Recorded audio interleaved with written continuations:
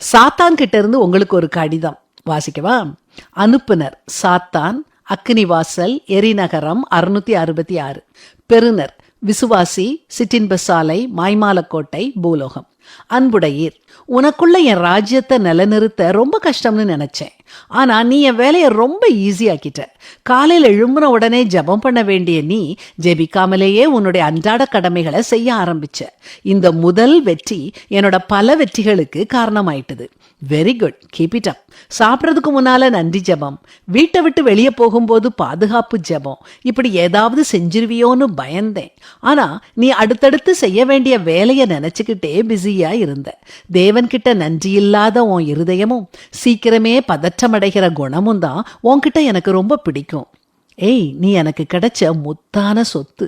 நிறைய ஆவிக்குரிய கூட்டங்கள்ல கலந்துக்கிட்டும் எத்தனையோ புஸ்தகங்களை வாசிச்சு நல்ல கருத்துக்களை தெரிஞ்சுக்கிட்ட பிறகும் நீ எந்த ஒரு மாற்றமும் இல்லாம இருக்கியே, அதுதான் என்னை ரொம்ப கவர்ந்த குணம். நீ நரகத்துக்கு வந்த பிறகு நாம 2 பேரும் சேர்ந்து வாழ்றதை விட இந்த பூமியிலேயே நாம சேர்ந்திருக்கிறோமே, அது என்னை ரொம்ப சந்தோஷப்படுத்துது. நான் நினைச்சதெல்லாம் நீ செய்யறத பார்க்கும்போது என் இருதயம் இன்பத்தால நிரம்பி வழியுது.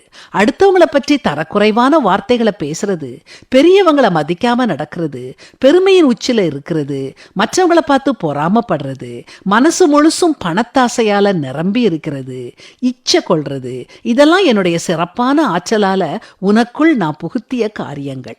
நீ என்னெல்லாம் செய்யணும்னு நான் நினைக்கிறேனோ நீ அதையெல்லாம் செய்றியே, எனக்கு ரொம்ப சந்தோஷமா இருக்குது. Congratulations, I love you. எனக்கு ஒரே வருத்தம் என்னன்னா, நீ உலக வாழ்க்கையை முடிச்சிட்டு என்கிட்ட நிரந்தரமா வரும்போது நான் உன்னைய சந்தோஷமா வைக்க முடியாது. அதனால தான் நான் இப்போ உன்னை சிற்றின்ப சாலையில வச்சு சந்தோஷப்படுத்துறேன். கிடைக்கிற சான்ஸை விட்டுறாத, அனுபவி, நல்லா அனுபவி. இப்படிக்கு சங்காரப்பணியில் சாத்தான். வேதம் எச்சரிக்குது, தெளிந்த புத்தியுள்ளவர்களாய் இருங்கள், விழித்திருங்கள். ஏனெனில் உங்கள் எதிராளியாகிய பிசாசானவன் கர்ச்சிக்கிற சிங்கம் போல் எவனை விழுங்கலாமோ என்று வகை தேடி சுற்றித் திரிகிறான்.